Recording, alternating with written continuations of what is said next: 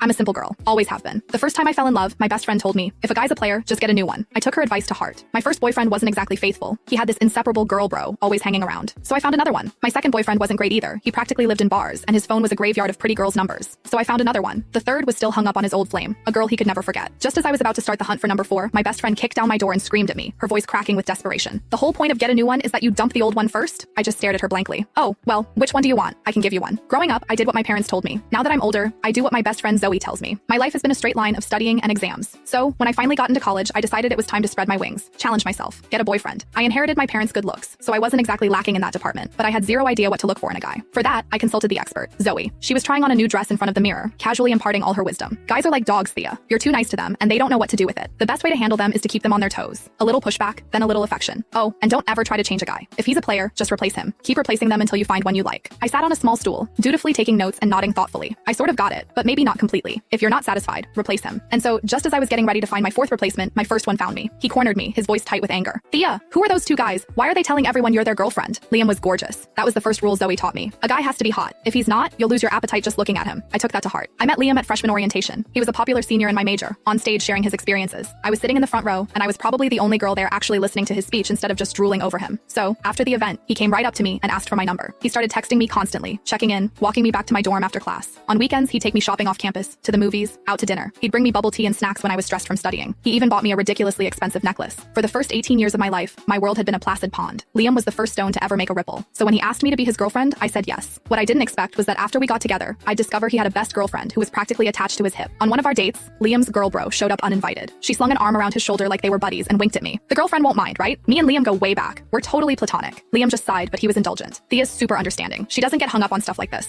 I just smiled, watching how close they were. I remembered Zoe telling me that some things were only for a boyfriend and girlfriend. So, were they a couple? What did that make me? The other woman? For our 1-month anniversary, Liam took me to an amusement park. We were having a great day, mostly because his girl bro Tanya was nowhere in sight. But as dusk fell and we headed for the Ferris wheel, she popped up like a weed. She had that same overly casual look on her face as she linked her arm through Liam's. Liam, what a coincidence. You're here too? He smiled at her. Tanya, what are you doing here? Did you come by yourself? Yup, she said, her voice tinged with something sour. You know me. I can't stand hanging out with other girls. There's so much drama, and the guys were all busy today. They stood there chatting as if I didn't exist, as if I were just a stranger passing by. Finally, Liam seemed to remember me, though there wasn't a hint of apology on his face. Thea, Tanya's here by herself. Why don't we let her join us? At that, Tanya finally looked at me, plastering a look of regret on her face. Oh, the girlfriend. I didn't even see you there. You're not mad, are you? Tanya let out a little hiss. Liam and I are just friends. You really don't need to be so jealous about everything. I hadn't even said a word, and she was already painting me as the crazy, jealous girl. I smiled sweetly and shook my head. It's fine. I know you don't get along with other girls. The more the merrier. Tanya's expression flickered, as if she could tell I was being passive-aggressive. But Liam, bless his heart, completely missed it. He just thought I was being sweet and understanding. When we got to the Ferris wheel, each car only had room for 2.